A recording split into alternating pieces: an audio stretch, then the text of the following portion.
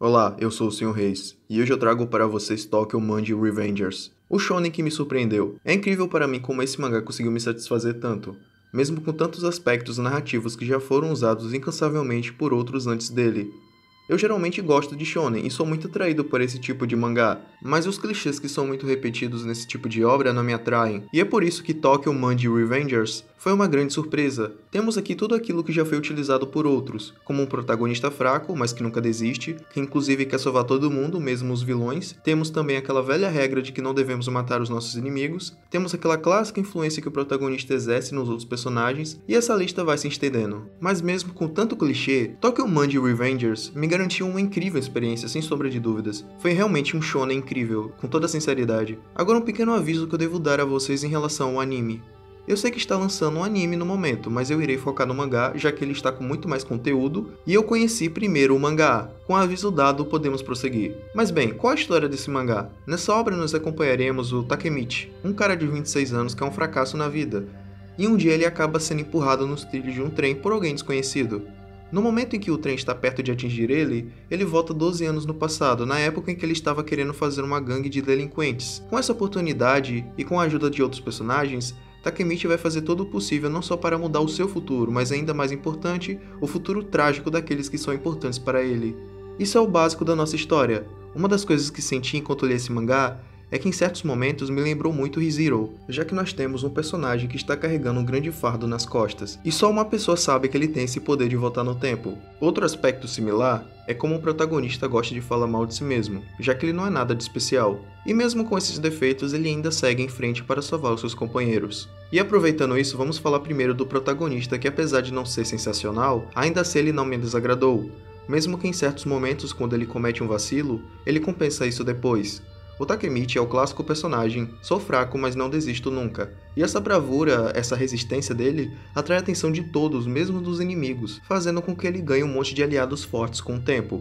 Uma coisa que é muito satisfatória nesse personagem é que ele sempre vai se elevando na hierarquia da gangue, ele está sempre ganhando mais respeito de todos os membros, mesmo do líder.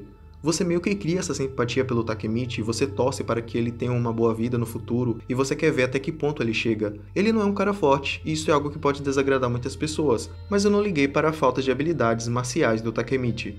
A falta de boas lutas do nosso protagonista é compensada pelas lutas dos outros personagens na obra, e os demais personagens nessa obra são simplesmente sensacionais, não existe outra palavra. Cada um deles tem uma história por trás e cada um deles possui uma boa personalidade. O Draken é o best boy. Ele é um cara bem decente se você tirar o fato de que ele é um delinquente, mas ele respeita os valores e os sentimentos dos outros. Mas não é só o Draken.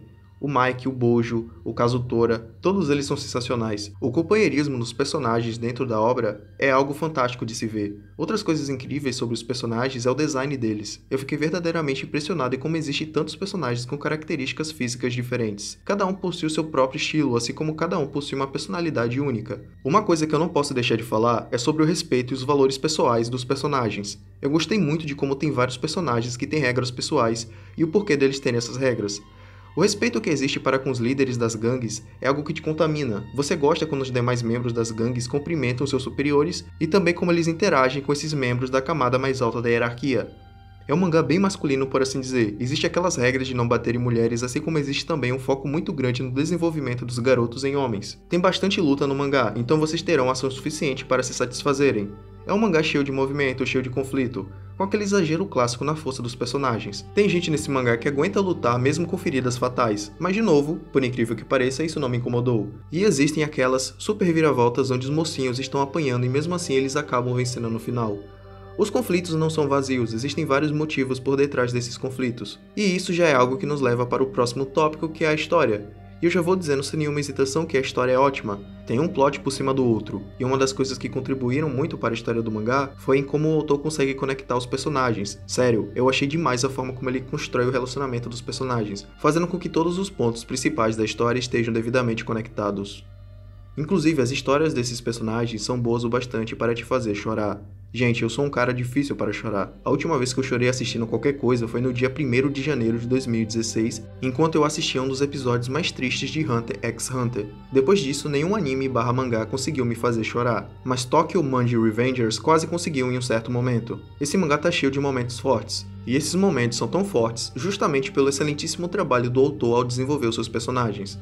Outra coisa que ajuda a passar a emoção de todos os eventos principais do mangá é a maravilhosa arte do nosso autor e desenhista Ken Wakui, que não só sabe apresentar ótimas sequências de lutas, mas também tem a maestria para apresentar cenas mais emotivas. Tokyo Manji Revengers foi um mangá muito interessante para mim, e sem sombra de dúvidas, a minha experiência com ele foi fenomenal. Eu acredito que o destaque dessa obra não são as ótimas sequências de luta e nem a história que é muito bem feita, mas sim a dinâmica entre os personagens. É como eu já falei, os personagens são muito bem conectados um com o outro, tendo cada um deles uma história fascinante. E essas pequenas histórias se juntam para construir uma trama que me surpreendeu e me agradou muito. Mesmo com todos os clichês, ainda assim eu consegui ter uma experiência acima da média. Por isso eu recomendo esse mangá para todos vocês. Mesmo para você que não gosta dos velhos clichês. Porém, mesmo que eu tenha tido um bom tempo com o mangá, eu ainda acredito que algumas pessoas podem não se satisfazer com ele. E é justo, porque mesmo que essa seja uma história que na minha visão funciona muito bem como um mangá shonen, ainda assim tem leitores que realmente não gostam desses elementos narrativos que são muito repetidos nesse tipo de mangá. Mas eu insisto mesmo assim que todos vocês leiam esse mangá, porque como eu já falei, eu também não gosto de clichê e ainda assim eu adorei essa obra. A nota que eu vou dar para Tokyo Manji Revengers é 8,5. E isso é tudo por hoje, galera. Eu espero que vocês tenham uma ótima experiência enquanto estiverem lendo ou assistindo Tokyo Manji Revengers, ok?